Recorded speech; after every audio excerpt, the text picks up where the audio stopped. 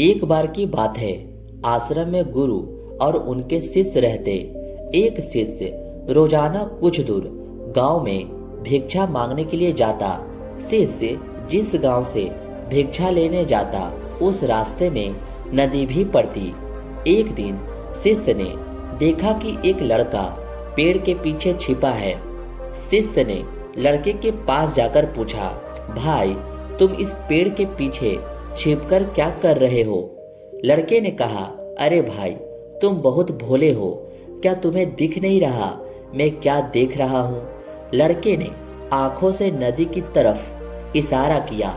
शिष्य ने देखा कि नदी किनारे जवान युवतियां पानी भर रही थी।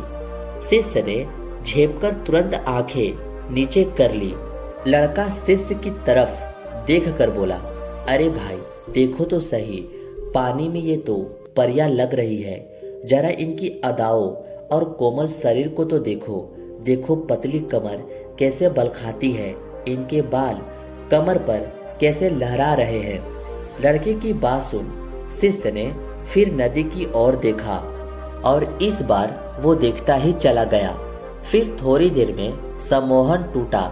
उसने सोचा, ये मैं क्या कर रहा हूँ? बिना कुछ बोले शिष्य वहां से भागकर आश्रम आ गया और अपने कार्यों में लग गया। लेकिन अभी कुछ देर पहले उसने जो देखा वही उसकी आंखों के सामने बार बार आ जाता। उस दृश्य के बारे में बार बार विचार आ रहे थे। लेकिन शाम होने तक शिष्य सारी बातें भूल गया। अगली सुबह होते ही वो रोज की तरह भिक्षा लेने के लिए आश्रम से निकला। रास्ते में वही पेड़ आया। इस बार लड़का नहीं था। शिष्य ने अनायास ही सोचा कि आज भी वो युवतियां पानी भर रही होगी और वो खुद ब खुद उस पेड़ के पास चलकर पहुंच गया और कौतूहलवश देखा तो आज युवतियां नहा रही थी। शिष्य ये सब देखता रहा। थोड़ी देर बाद उसे याद आया कि ये मैं क्या कर रहा हूँ। उसे संकोच हुआ। थोड़ी देर बाद वो आगे चला गया। कुछ दिन तक ऐसे ही चलता रहा। इससे शिष्य के जीवन में 3 बदलाव आए। पहला, हर सुबह का रूटीन बन गया। शिष्य हर दिन उसी रास्ते से जाता और उसी पेड़ के पीछे छिपकर युवतियों को देखता। दूसरा, जब भी शिष्य कुछ ध्यान लगाकर करने की कोशिश करता तो पाता वो दृश्य और युवतियों से जुड़े विचार बार बार उसका ध्यान भटकाते हैं। रात के सोते समय भी उसे वही विचार और वही सपने आने लगे। इस कारण वो बेचैन रहता, अपने आप को धिक्कारता, लेकिन वो खुद को बदल नहीं पा रहा था। वो हर दिन एक ही आदत नियमित तरीके से कर रहा था। तीसरा बदलाव, उसने अलर्टनेस खो दी। वो छोटी छोटी चीजें भूलने लगा। उसका ध्यान अब किसी न किसी विचार में उलझा रहता। ये सब बदलाव गुरुजी देख रहे थे कि पिछले कुछ दिनों से शिष्य परेशान है। एक दिन शिष्य के आश्रम से निकलने के बाद गुरु भी आश्रम से निकल गए, क्योंकि वो जानना चाहते थे कि शिष्य आजकल कर क्या रहा है। थोड़ी दूर जाने के बाद गुरु ने देखा कि उनका प्रिय शिष्य पेड़ के पीछे अपराधी की तरह छिपा हुआ है और छिपकर कहीं झांक रहा है। गुरु देखते ही समझ गए कि क्या चल रहा है। गुरु ने वही दूर से आवाज लगाकर कहा, अरे तुम लड़कियों से भी भिक्षा मांगोगे क्या? गुरु की आवाज सुनकर शिष्य का शरीर कांप गया। हाथ पांव ठंड हो गए। डर के कारण गला सूख गया। मुंह से आवाज तक नहीं निकली। वो गुरु से नजरें मिलाने का साहस नहीं कर पा रहा था। गुरु ने शिष्य से कहा, मेरा शिष्य तो निर्भर और स्वाभिमानी है, लेकिन ये क्या, तुम डर के मारे कांप रहे हो? तुम मेरे शिष्य के भेष में कौन हो? ऐसा कहकर गुरु वहां से चले गए जैसे किसी ने जमीन खींच ली हो। शिष्य वहीं खड़ा रह गया। मैं कौन हूँ, मेरी बुद्धि, मेरा विवेक, मेरा नियंत्रण, ये सब कहाँ चला गया जो मैं आज तक ये हरकत करते आ रहा था। भारी मन के साथ किसी तरह शिष्य आश्रम लौटकर आया। उसने खुद से वादा किया कि अब मैं कभी ऐसा काम नहीं करूँगा कि मुझे गुरु की नज़रों में लज्जित होना पड़े। शिष्य अगले दिन किसी तरह हिम्मत करके गुरु के सामने गया और रोने लगा, मुझे माफ़ कर दीजिए, मुझे पता ही नहीं चला कि मैं कब इस आदत का शिकार हो गया। मैं आपसे वादा करता हूँ कि आज के बाद मैं दोबारा ऐसा काम कभी नहीं करूँगा।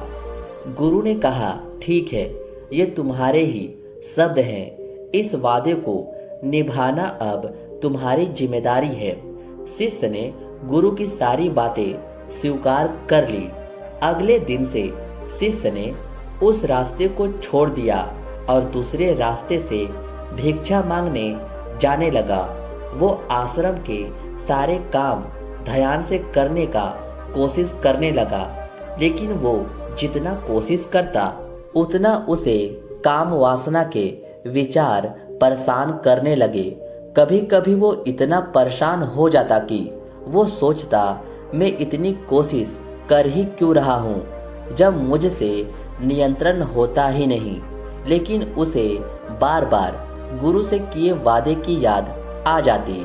धीरे धीरे उसके अंदर क्रोध बढ़ने लगा और वो बेचैन रहने लगा, क्योंकि वो चाहकर भी विचारों को छोड़ नहीं पा रहा था। एक दिन उसने अपनी समस्या गुरु को बताई। मेरा मन मेरे नियंत्रण में नहीं है। मैं बहुत कोशिश करता हूँ कि मैं मन से सारे बुरे विचार को निकाल दूँ, लेकिन मैं चाहकर भी ऐसा नहीं कर पा रहा हूँ। गुरु ने कहा, तुम मुश्किल समझ गए हो, अब तुम मेरे साथ चलो। वे दोनों आश्रम के बगीचे में चले गए। गुरु ने कहा, देखो, यहाँ पर एक नाली बनी हुई है जिससे नदी का पानी पौधों तक आ रही है। ये पानी निरंतर बहाव से बह रही है। क्या तुम इस पानी के बहाव को रोक सकते हो?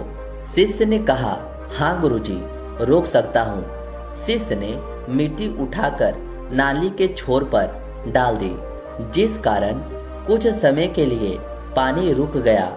लेकिन थोड़ी ही देर बाद पानी मिट्टी के ऊपर से बहने लगा। शिष्य ने फिर से कुछ कंकड़ पत्थर उठाकर नाली में डाल दिए, लेकिन फिर थोड़ी देर बाद कंकड़ पत्थरों के ऊपर से पानी बहने लगा। इस बार शिष्य बड़ा सा पत्थर ले आया और उसे नाली पर डाल दिया। बड़े पत्थर से कुछ देर तो पानी रुका, लेकिन फिर नाली तोड़कर पानी बाहर आ गया और पूरे खेत में फैलने लगा। गुरु ने कहा, तुम्हारे अंदर भी ऐसा ही चल रहा है। ये नाला वासना है। इसमें बहता हुआ पानी तुम्हारी मानसिक ऊर्जा या विचार है। पत्थर या मिट्टी डालना तुम्हारा प्रयास है, जो न केवल बार बार विफल हो रहा है, बल्कि बार बार खेत रूपी मन में फैल रहा है, अशांति और भ्रम फैला रहा है। गुरुजी, क्या काम वासना के गंदे विचारों से बाहर निकलने का कोई उपाय नहीं है? बिल्कुल है, तुम्हें नई नाली बनाने की जरूरत है। शिष्य ने कहा, मैं कुछ समझा नहीं। गुरु ने कहा, सबसे पहले समझो कि वासना क्या है। जैसे अचार के बर्तन को खाली करने के बाद अगर धो दिया जाए, फिर भी उस बर्तन से कई दिनों तक अचार की खुशबू आती है। उसी तरह जब मन इंद्रिया के द्वारा किसी वस्तु या इंसान से बहुत तीव्रता से जुड़ता है, तब मन बार बार उसी वस्तु या इंसान की दिशा में जाना चाहता है। गुरु ने कहा, वे युवतियां तुमसे बहुत दूर पानी भर रही थी, लेकिन तुमने बहुत तीव्र ध्यान से उनकी ओर देखा और मन में कुछ भावनाएं भी महसूस की। इसलिए ये विषय, ये चित्त तुम्हारे मन में बस गए।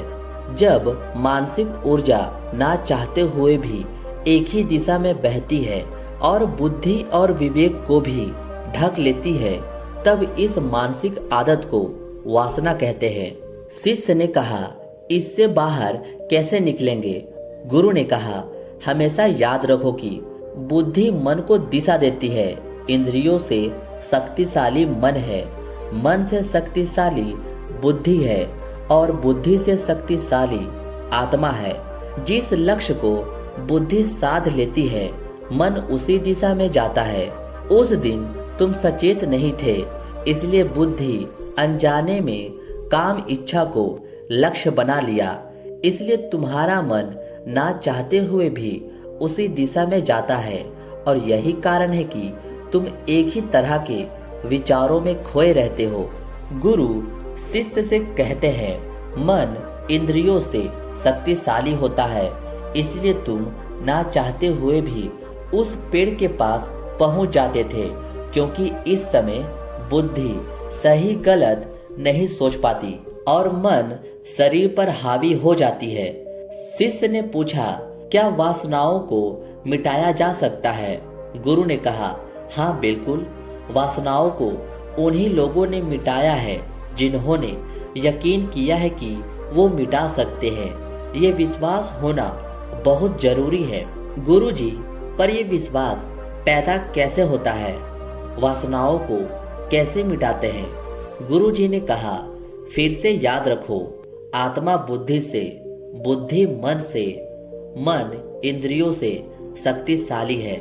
सबसे पहले आत्मा की आवाज सुनते हुए किसी ऊंचे लक्ष्य को चुनो जो तुम सच में पूरा करना चाहते हो। अब इस लक्ष्य को बार बार ध्यान करो, सारी मानसिक ऊर्जा इस पर लगाओ। बार बार लक्ष्य को पूरी भावना के साथ महसूस करो। ऐसा करने से जिस उच्च लक्ष्य को बुद्धि स्वीकारती है, उसी दिशा में मानसिक ऊर्जा बहने लगती है।